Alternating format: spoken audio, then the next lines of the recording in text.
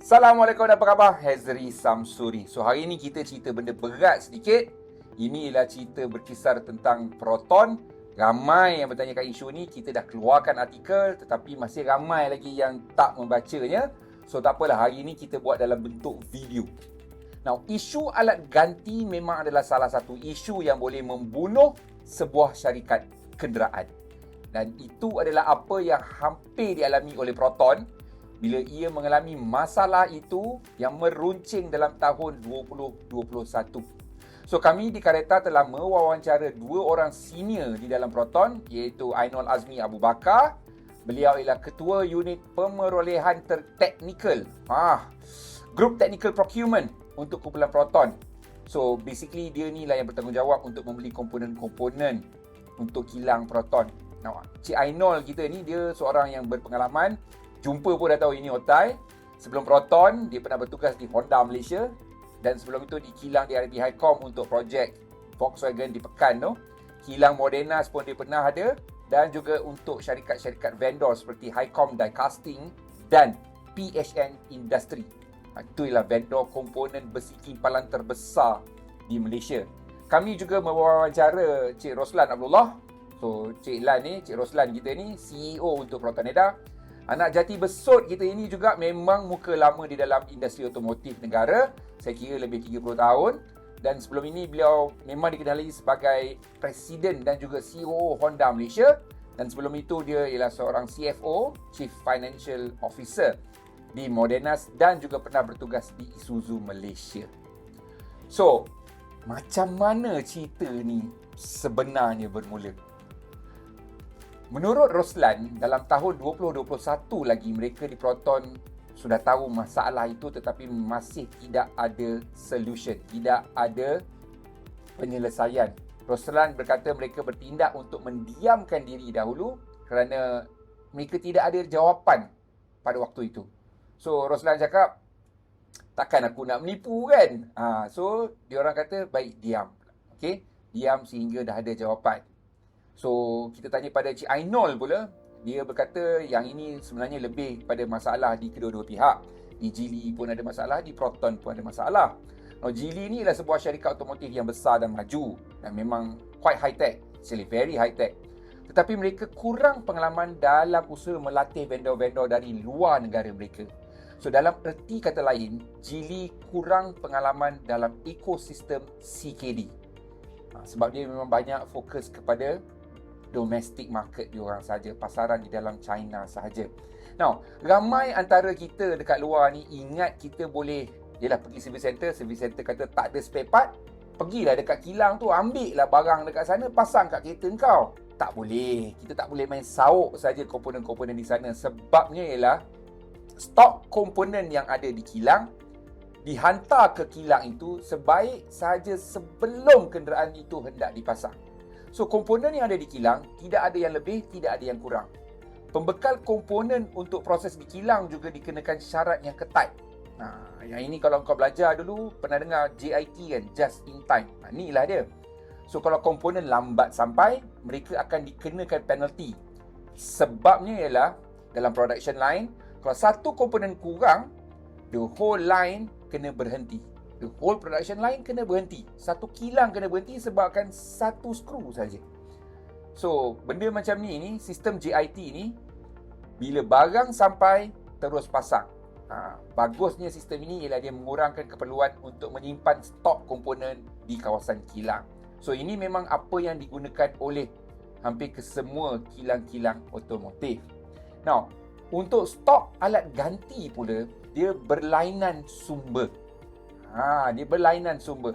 Komponen memang sama tetapi cara pembelian berbeza dan tidak ada penalti sebenarnya yang dikenakan jika penghantaran itu lewat. Nah, berbalik pada Proton ni pula, ni masalah dia jugalah. Proton ni dia mempunyai track record yang tak begitu cemerlang di kalangan vendor alat ganti. Di mana sebelum ni sekiranya Proton berjanji, okay, I will buy your components for XX amount. Tetapi sebabkan jualan mereka zaman itu tidak memberangsangkan, jumlah yang mereka beli at the end of the day jauh lebih rendah daripada jumlah yang mereka order. So, pembekal-pembekal komponen memang diam-diam dah tak ready kan jumlah apa yang Proton order. So, contohnya kalau Proton order 100, dia mungkin buat 50 sahaja. Sebabnya, dalam dunia ni, tidak ada siapa yang niaga untuk rugi. So, diam-diam mereka, kalau Proton cakap banyak ni, dia orang macam, aku buat separuh je lah, belum tentu lagi dia ambil separuh ni. Semua ini berubah bila jualan Proton semakin meningkat selepas Geely menjadi rakan kongsi Proton. Jualan meningkat dengan banyak dan permintaan untuk alat ganti terus meningkat secara mendadak.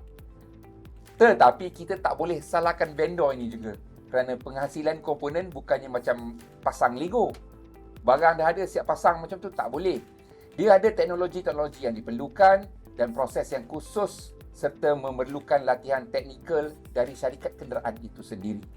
Roslan, kali ni dia memang membuka pekung di dada lah. Selama aku cover Proton, tak pernah lagi aku jumpa orang Proton, especially the higher ups, the higher management macam CEO dia sendiri boleh bercerita tentang masalah ini secara terbuka dan membenarkan kita bercerita dengan orang. Tetapi ini Proton yang barulah. So, menurut kata Roslan, selama ini rancangan stok alat ganti Proton memang bermasalah. In fact, apa yang dia cerita ke aku, ada alat ganti untuk model yang tak berapa lama, memang dah stop sell, dah tak ada dijual, tetapi masih lagi dikonsider baru, masih lagi ramai orang pakai, tetapi pembuatan komponen alat gantinya telah diberhentikan. So, inilah sesuatu yang mengejutkan untuk mereka yang dah lama dalam industri otomotif. Sebabnya ialah usia kenderaan bukannya 8 tahun. Dia 10, 15 tahun, 20 tahun. So, selepas kita berhenti menjual model itu, syarikat kenderaan memang akan pastikan bahawa ada vendor-vendor ataupun pihak ketiga yang menghasilkan alat ganti ini. So, itu yang berlaku. Tidak ada perancangan yang rapi. Jadi apa yang Proton buat untuk menyelesaikan masalah ini? So, ini apa yang dikongsikan kepada aku. Roslan, Ainul dan rakan-rakan mereka di Proton, apa yang mereka buat ialah mereka telah kumpulkan pakar-pakar yang berpengalaman dalam bidang otomotif yang bekerja dengan syarikat Jepun, Eropah dan juga syarikat otomotif tempatan untuk datang membantu Proton. Well, basically Proton dia ambil muka lama dari syarikat lain dan offer kerja untuk diorang bagi membantu Proton lah. So, itu apa yang sebenarnya berlaku. So, sekarang ini masalah pekerja berpengalaman, pengurusan berpengalaman dah settle. Tetapi, ia belum lengkap jika pengurusan dan juga infrastruktur masih lemah. So, apa yang diorang buat seterusnya ialah satu benda yang untuk Proton, ialah satu benda yang barulah. Apa yang dilakukan oleh Encik Roslan kita dan juga CEO Proton, Lee Chun Rong, apa yang mereka berdua lakukan ialah mereka berdua bersetuju bahawa mereka akan mengadakan pertemuan secara online meeting setiap pagi. Setiap pagi dia adakan online meeting ini dan dihadiri oleh puluhan ketua-ketua jabatan, all the department heads. So, Roslan kata benda ni memang mampu menyelesaikan masalah communication breakdown. Sebab sebelum ni ada juga jabatan yang masalah tetapi bos kat atas tak tahu. So, dengan adanya online meeting setiap pagi ini, semua orang akan bagi report. Jadi, pengurusan tertinggi tahu apa yang sedang berlaku, masalah apa yang sedang berlaku, cara nak menyelesaikannya, semua settle dalam hari itu jugalah. Menurut Roslan, meeting setiap pagi ni memang berkesan tetapi masih tak cukup. So, apa yang mereka gunakan sekarang ni ialah sistem IT yang dibina oleh Geely yang memastikan mereka tahu apa yang berada di dalam gudang mereka. Yang itu satu lagi benda lah. So, the IT department comes into play also. So, apa yang berlaku? Kesemua usaha ini menunjukkan kesan. So, tahun pertama operasi Proton bersama Geely, Proton cuma berbelanja sebanyak 1.3 bilion untuk membeli komponen-komponen tempatan. Angka itu telah meningkat kepada 3.8 bilion untuk tahun 2023. Hampir 70% vendor-vendor Proton sekarang ini ialah dari syarikat tempatan sendiri. Now, ketersediaan ataupun availability stok alat ganti Proton juga terus meningkat. Tahun lalu 84% alat ganti proton sudah tersedia di dalam stok. Dan tahun ini, dia sudah mencecah kepada 94%. So, kita boleh nampak angka-angka ni memang meningkat dengan kadar yang sangat dahsyat lah. Memang betul, belum capai lagi 100%, tapi ini boleh tercapai kerana bulan Mac ini, Proton telah mengumumkan ekosistem pergudangan rantaian bekalan baru mereka. This is the IT system that they are using. They have upgraded it. Dia telah menambah baik sistem IT mereka dengan penggunaan Warehouse Management System, WMS, yang disokong oleh unit IT dari Geely Logistics. WMS ini menggunakan interaksi secara online antara Shah Alam, Wuhan dan Hangzhou bagi memastikan mereka tahu setiap stok yang ada di dalam gudang masing-masing, stok yang dalam perjalanan ke Malaysia, atau stok yang mereka telah order, ataupun stok yang dah order tak bergerak-gerak. So, yang ini penting. Now, Proton sendiri sekarang ini sudah mempunyai 5 gudang alat ganti, di mana 2 daripada itu berada di Glenmarie dan Batu Tiga Shah Alam, 1 berada di Sarawak, dan suku kedua tahun ini mereka akan buka 1 lagi gudang alat ganti di Kota Kinabalu. Jadi ini apa yang aku lihat sendiri, Proton yang baru. For the longest time, saya memang berharap agar Proton, dia bukannya kita nak tengok dia keluarkan model-model baru saja.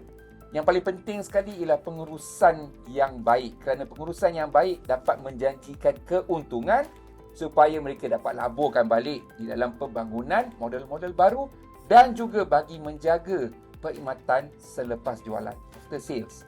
Tak guna, kita sendiri pun pernah tengok di Malaysia ni, ada syarikat yang bila baru, semua orang macam wow, beli kereta dia, selepas 3 tahun, sales dah jatuh sebab yang beli tu baru sedar, oh, your after sales suck. So ini yang kita tak nak. So Proton kali ini apa yang mereka buat ialah mereka betul-betul pastikan after sales sekarang ini jauh lebih baik daripada dahulu supaya tidak ada lagi masalah-masalah kekurangan alat ganti. Untuk survive, untuk hidup dalam dunia otomotif sekarang ini, syarikat kenderaan dia sukar untuk menghasilkan model mereka sendiri sekiranya jualan mereka terlalu rendah. So macam Proton, mereka memang saya boleh katakan 90% atau lebih 90% jualan mereka bertumpu di Malaysia sahaja. So untuk menghasilkan model sendiri, buat daripada kosong sampai ke sebuah kereta dengan enjin dia apa semua, memang sukar, kerana sukar untuk balik modal. Macam saya cakap awal tadi, tidak ada orang nak berniaga untuk rugi. So kita mungkin boleh guna resepi apa yang digunakan oleh Pro2 sendiri, di mana Daihatsu telah membantu Pro2 sehingga akhirnya Pro2 mampu menghasilkan produk mereka sendiri. Malah mereka mampu membantu syarikat prinsipal Toyota menghasilkan produk-produk untuk syarikat itu sendiri. Itu yang kita nak. So insyaAllah saya rasa mungkin Proton dia boleh bantu Geely juga, dan Geely boleh bantu Proton untuk model-model global. Walaupun ia mengambil masa dan beberapa Perdana Menteri untuk kita sedar kesilapan kita ini, resepi yang sama digunakan oleh Pro2 akan digunakan atau sedang digunakan pakai oleh Proton ini, saya rasa insyaAllah dapat memastikan masa hadapan yang lebih cerah, bukan untuk Proton saja, untuk ekosistem industri otomotif negara. So jangan risau beli je lah S70 baru tu ataupun model-model lain Proton tu, kau beli je lah. Aku tahu kalau ramai yang duk WhatsApp lah apalah tanya S70 ni okey je lah, harga ngam, dia equipment level performance pun mantap.